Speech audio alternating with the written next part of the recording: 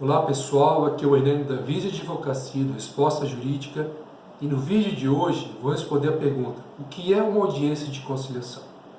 Quem procura a justiça geralmente passará por uma audiência de conciliação. Mas antes de responder a pergunta tema do vídeo, é importante traçar um panorama do acervo da justiça brasileira e da importância de conciliar. Todo mundo sabe que os fóruns e tribunais estão abarrotados de processos. Segundo o CNJ, que é o Conselho Nacional de Justiça, havia no Brasil, em 2017, 80 milhões de processos de tramitação, o que dá uma média de 7 mil para cada juiz. E a cada ano esse número apenas aumenta. A título de curiosidade, o processo mais antigo do Brasil tem incríveis 123 anos de tramitação. Nesse cenário, a conciliação é importante por dois fatos: a rapidez e a certeza. Por que a rapidez? Um processo é composto de vários atos que levam semanas, meses ou até anos para completar. Exemplo: a pessoa entra com a ação, o réu é citado e responde, essa pessoa responde ao que o réu falou, o juiz dá uma decisão para marcar uma audiência de instrução e julgamento, onde você ouvirá as testemunhas, os peritos, as partes. Os advogados fazem alegações finais e o juiz dá uma sentença. Isso aqui pode transcorrer tranquilamente 1 ano, se tiver muita sorte, ou até 10 anos. Dada a sentença, se as partes não gostarem, o que geralmente acontece, uma delas recorre. E assim vai levando o processo por anos a fio. Já quando é uma conciliação, acontece o seguinte: a pessoa entra com a ação, é marcada uma audiência de conciliação. Se sair acordo, o processo acaba em poucos dias ou em poucas semanas. Às vezes alguns meses, mas isso para a justiça é muito rápido. Se não houver acordo, aí o processo tramita normalmente como qualquer outro. E por que a certeza? Quando o autor e réu entram com uma ação ou respondem uma, quem vai decidir quem está certo ou errado será o juiz, que é uma terceira pessoa, neutra, que estudou para aquilo, que é capaz daquele ofício, mas não conhece a realidade nem de um nem de outro. Então, nem sempre a sentença agrada as partes. Aliás, a sentença, ela geralmente não vai agradar pelo menos uma das partes, que é aquela que perdeu. Às vezes até quem ganhou não fica completamente satisfeito. Então, por que a conciliação é importante nessa questão da certeza? Porque nela, no acordo, havendo um acordo, o autor e o réu vão saber de antemão o que cada um vai pagar, receber, em que termos vai ser feito esse pagamento, quantas parcelas, o que deve ser feito ou não. Quem vai decidir são as partes do processo, que é quem conhece melhor o que está acontecendo, e não o juiz. Então, às vezes, o autor pode receber um pouco menos do que queria, mas pelo menos recebe, enquanto o réu pode pagar um pouco mais do que deveria, mas pelo menos sabe quanto vai pagar. E por aí vai. Bom, dito isso, agora vamos passar a parte de como funciona uma audiência de conciliação. O que acontece não? Como eu disse, entra com a ação, o juiz marca a audiência para um determinado dia, hora e local. Naquele dia, hora e local combinados, vão estar presentes o autor e seu advogado, o réu e seu advogado, e também o conciliador do fórum ou do tribunal. Às vezes, o juiz também está presente, mas isso é raro, porque, como eu disse, ele está abarrotado de processo. Se houver interesse de algum menor, uma pessoa com 12 ou 15 anos de idade, por exemplo, ou uma pessoa incapaz, alguém que tem algum tipo de deficiência mental, que não possa responder por seus atos, também vai estar presente o promotor de justiça. Mas, na maior parte das vezes, é autor, réu e conciliador e seus advogados. Então, na hora combinada, o conciliador vai até o corredor do fórum ou usa o microfone de dentro da sala e fala algo mais ou menos o seguinte: a audiência das X horas, autor fulano, réu Beltrano, compareçam à sala Y acompanhados de seus advogados.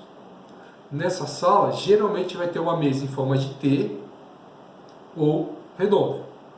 Se for em forma de T, senta o autor de um lado, o réu do outro, e o conciliador senta onde? Senta na ponta. Por quê? Porque ele é neutro, ele não favorece nem o autor e nem favorece o réu. Se ela for redonda, mesmo esquema. De um lado o autor, de outro lado o réu, e uma das pontas vai sentar o conciliador também para não favorecer nenhum dos lados. O conciliador então vai fazer um breve resumo daquela ação, daquela exposição. Exemplo: o autor entrou com uma ação pedindo uma indenização de R$5.000, porque o réu teria batido no seu carro. Ele juntou 3 orçamentos e uma nota fiscal. Também arrolou como testemunhas 3 pessoas e trouxe um boletim de ocorrência. Aí ele passa a palavra para os advogados das partes para negociar e para tentar entrar no acordo. Aí o autor pode fazer uma proposta mais ou menos assim: olha, réus, na minha opinião tem direito a R$ 5.000, mas para resolver o assunto hoje eu deixo por 4.000. Aí o réu pode falar: olha, 4.000 está pesado para mim, eu não tenho esse dinheiro todo, eu posso te pagar 3.000 à vista. Nenhuma parte nem outra chegaram a acordo. Aí o conciliador pode interferir, fazer o seguinte: olha, doutor, você quer 4, o réu você quer pagar 3, que essa não chega no meio termo. Réu, você paga 3.500 e doutor, você aceita receber em 10 vezes, por exemplo. Se for bom para os dois, chega-se a um acordo. O conciliador redige esse termo de acordo no computador, imprime, as partes assinam, o juiz homologa esse termo de acordo e ele vale como uma sentença judicial e deve ser cumprido pelas partes. Se não houver acordo, paciência, o processo transcorre normalmente. Bom, mas o que não acontece numa audiência de conciliação? Muitas pessoas ficam nervosas quando vão ao fórum, numa audiência. Isso é perfeitamente normal. Quem não é da área, é normal ficar nervoso mesmo, não precisa se preocupar. O que não acontece na audiência é o seguinte: não são ouvidas testemunhas, não são ouvidos os peritos, as partes, que são o autor e o réu, tudo que eles falam não é levado em conta como depoimento pessoal. Então não precisa ter um receio, um medo do que o autor vai falar, vai prejudicá-lo, e a mesma coisa em relação ao réu. Exemplo novamente do nosso acidente de trânsito de R$ 5.000.